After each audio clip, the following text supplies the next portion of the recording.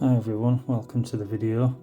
I'm going to be showing you my top tricks and tips to help you get the most battery life you can out of your Android phone. Now I'm using a Samsung Note 20 Ultra. It'll be pretty much the same on whatever Android phone you're using. You may have some extra features, some of the tricks might not apply to you if you don't have some of the features, but by and large you should be able to take full advantage of this video.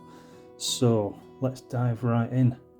The first tip I've got for you guys is to restrict the battery usage of your apps. Now I'm pretty sure you'll be able to do this on any Android phone, but on Samsung's, if you find your apps and then scroll down to battery, you'll see that it's on optimized. I think every app, when you install it, will be on optimized. What I did was, I probably did this on about 100 and well over 100 apps, is I moved it onto restricted. Now I wouldn't recommend doing this on applications like WhatsApp or Facebook or any messenger app, because it does specify that you may have a delay in notifications coming through. Personally, I've not experienced any kind of delays. Everything seems to work as it should. So I'd highly recommend going down all your apps and just setting the majority of those to restricted. And that's just one of many tips I've got for you now. So once you've done all that on all your different apps, then what you need to do is click on the search bar at the top and type in deep. Now what we're going to look for here is deep sleeping apps, and similar kind of scenario to what we just did on the last one. As you can see, I've got 166 apps in deep sleep there. Now that doesn't necessarily stop them from working. It just means that unless you open them, they're not going to use any background data or use your battery. They're not going to run in the background basically. So I would highly recommend doing that also, and you will start, just by doing these first two things, you'll start seeing a good increase in your in your battery life. Then what we need to do next is go into the search bar at the top and type in adaptive battery life. Now you want to turn that on, because basically as time goes on and the longer that you use your phone, it will start to see and figure out the patterns that you use your phone in. Apps that you use often, it'll keep those more in the forefront and allow them to be a lot more responsive and snappy when you're using them, whereas on the opposite, if you've got apps that you rarely use, it'll start putting those into deep sleep.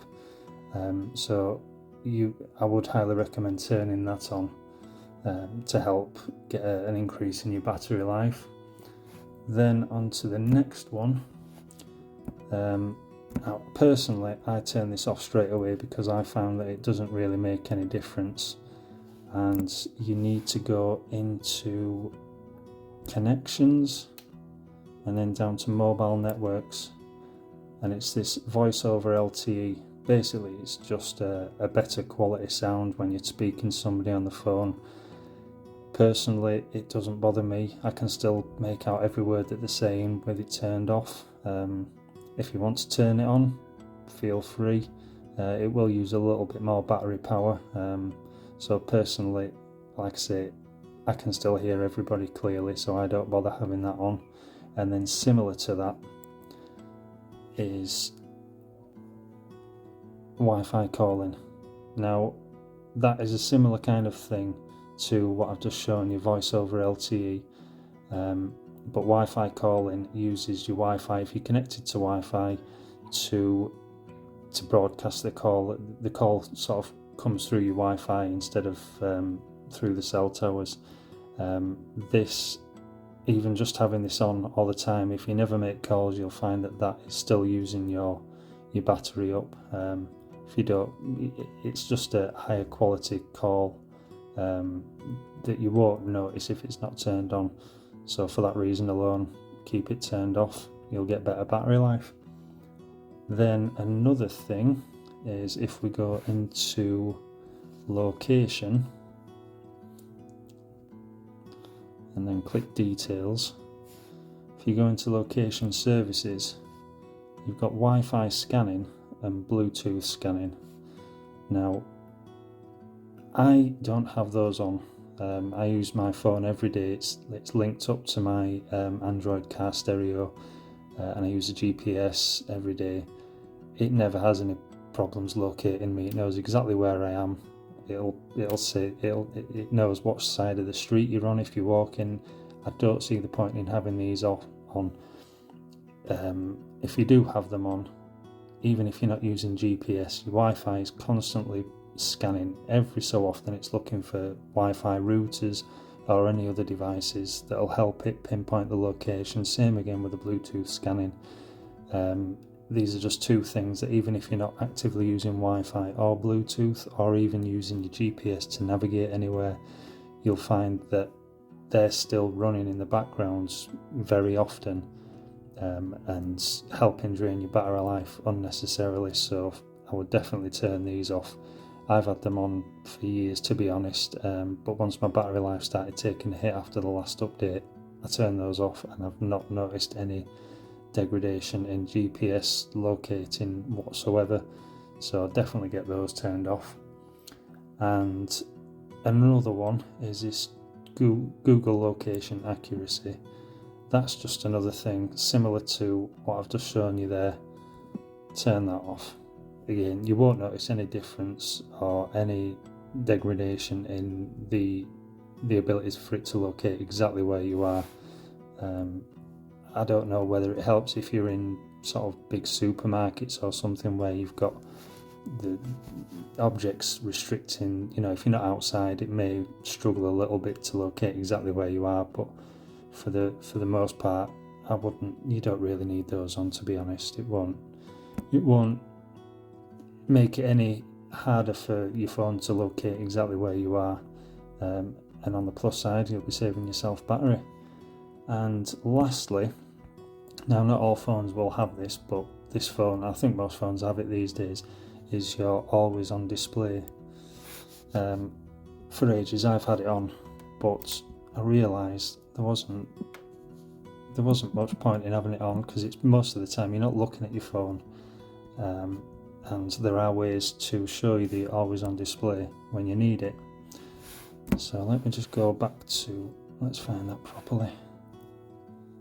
So always on display is there. Now I had it show always, and this, I didn't think it used to use up a lot of battery, but after turning it off, you'd be surprised at how much battery the always on display uses. Even when you think it's only lighting up a few pixels on the screen, it's still keeping your screen on, and every minute if you look at your always on display, the clock's always moving up or down, so that's taking power to the processor to do that.